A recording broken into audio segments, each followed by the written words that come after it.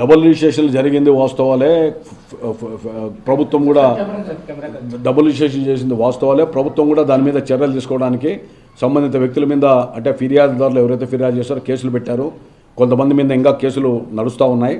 అదేవిధంగా కొంత సామాజిక హితం కోరే వ్యక్తులు కూడా నా దగ్గర వస్తే లీగల్గా ప్రొసీడ్ కానీ అని చెప్పాను. సో కోర్టుకు పోయారు. మన సీజే కూడా మాట్లాడాడు. తర్వాత దాని మీద ఒక ఆర్డర్స్ రేపు ఎల్లుండి వస్తాయి. తప్పకుండా నేనే స్వయంగా కలెక్టర్ గారి దగ్గరికి వెళ్ళి ఈ యొక్క డబుల్ రిజిస్ట్రేషన్ మీద ఎవరైతే ఉన్నారో హైకోర్టు ఆదేశానుసారం చర్య తీసుకోమని అడగండి. భవిష్యత్తులో కూడా ముఖ్యమంత్రి గారి దగ్గరికి కూడా వెళ్ళి ప్రజల పక్షాన నేను కూడా విజ్ఞాపన పత్రాన్ని ఆయనకి ఇస్తాను. ముఖ్యమంత్రి గారికి ఇస్తాను. తర్వాత ఒకటి రుద్రా కన్స్ట్రక్షన్స్ పేరుతో ఒకటి ఫేక్ ఇది వచ్చిందని చెప్పేసి మీ పార్టీకి సంబంధించిన వాళ్ళే దాన్ని సమాచార హక్కు చట్టం కింద అడిగారు. తర్వాత దాని మీద క్లారిటీ వచ్చింది. మరి ఆ రకంగా చేయొచ్చా? అంటే ఎటువంటి అనుభవం లేని కాంట్రాక్టర్ వల్ల చేయడం అది తప్పు కదా? ఈ ప్రశ్న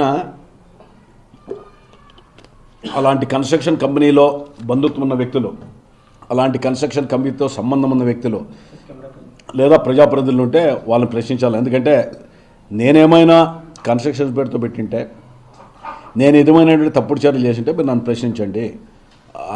నేను దానికి సంబంధించిన వ్యక్తి కాదు, నేను పిటిషనరు కాదు. ఒకవేళ ఎవరైనా కాంట్రాక్టర్లు వచ్చి నాకు ఫిర్యాదు చేస్తే ఒక పౌరుడిగా ఇదో మాకు రావాల్సినటువంటి అవకాశాలు కానీ ప్రయోజనాలు కానీ లేకుండా చేశారు, ఇది అన్యాయం కదా అంటే నేను సంబంధిత అధికారులతో మాట్లాడడానికి సిద్ధంగా ఉంటున్నాను. అన్ని వేళలో నా దృష్టికి తీసుకొని వస్తే నేను పత్రికల్లో చదివిందే. ఈ హోర్డింగ్స్ సంబంధించి కూడా ఒక అతను బిల్ వేశాడు హైకోర్టులో. ఈ హోర్డింగ్స్ అసలు యాక్చువల్గా ఇప్పుడు NH7లో హైవే మీ మున్సిపాలిటీ వాళ్ళకి పోలే.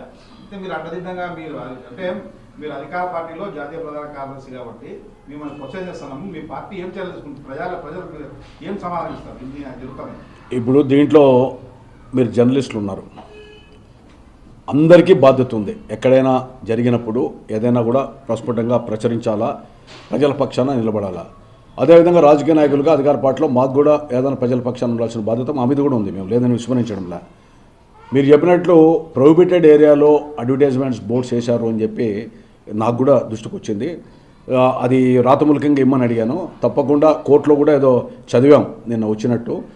వాటి మీద ఏ రకంగా చర్య తీసుకోవాలో మేము సంబంధిత మంత్రితో నారాయణ గారికి కూడా లెటర్ ఇచ్చి దాని మీద కూడా ప్రజల యొక్క రవాణాకు లేదా ప్రజల యొక్క ప్రాణాలకు నష్టం లేని రీతిలో ఎవరేం చేసుకున్నా తప్పులేదు. కానీ ఆ విధంగా ఆటంకం ఉన్న చోట తప్పకుండా మేము ప్రతిఘటిస్తాను. తప్పకుండా దాని వాళ్ళ పక్షాన ఉంటాం. సెంట్రల్ పార్క్లో యాక్చువల్గా బాగులో పార్కులు అంటేనే కొంత నడిచే వాతావరణం ఉంటుంది. తర్వాత ట్రాక్ కానీ ఇట్లాంటివి లేకుండా ప్రకృతికి సహజంగా ఉండేవారు. దాంట్లో మీరు సీసీ రోడ్లు వేస్తే మీరు ప్రారంభోత్సవాలు చేసి నేను దానికి మీకు తెలియని విషయం ఏంటంటే హైకోర్టులో ఒక జడ్జిమెంట్ వచ్చింది ఇంతకుముందు. నేను పిల్ వేశాను. అప్పుడు వేరే ప్రభుత్వం ఉన్నప్పుడు దాన్ని సుబ్రహ్మణ్యేశ్వర ట్రస్ట్కి ఏదో కౌన్సిల్లో తీర్మానం చేశారని రకరకాలు పెడితే దాన్ని వచ్చి ప్రొటెక్ట్ చేశా. నేను ప్రొటెక్ట్ చేసిన తర్వాత నాకు మొన్న సీసీ రోడ్లు వేస్తున్నారని చెప్పి తెలిసింది. సీసీ రోడ్లు వేస్తున్నారని తెలిస్తే నేనే అబ్జెక్షన్ పెట్టాను. మీకు తెలియని విషయం అంటే నేనే అబ్జెక్షన్ పెట్టాను. అబ్జెక్షన్ పెట్టి అది ఫ్లోరా అండ్ ఫానా అది అనేటువంటిది అది ఉండాలా అనేది రకరకాలుగా కొన్ని నిబంధనలు ఉన్నాయి. ఆ నిబంధనల్ని నేనే మీకు తెలియదేమో, ఎందుకంటే మీరు నా మధ్య టచ్లో లేరు కాబట్టి నేనే అబ్జెక్షన్ చేశాను. నేనే డిఆర్డీఏ ఎస్సీ గారికి పెట్టాను. రోడ్డు క్యాన్సిల్ చేశారు. అక్కడ గుర్రాలు కానీ ఒంటలు కానీ సీసీ రోడ్స్ మీద పోవు.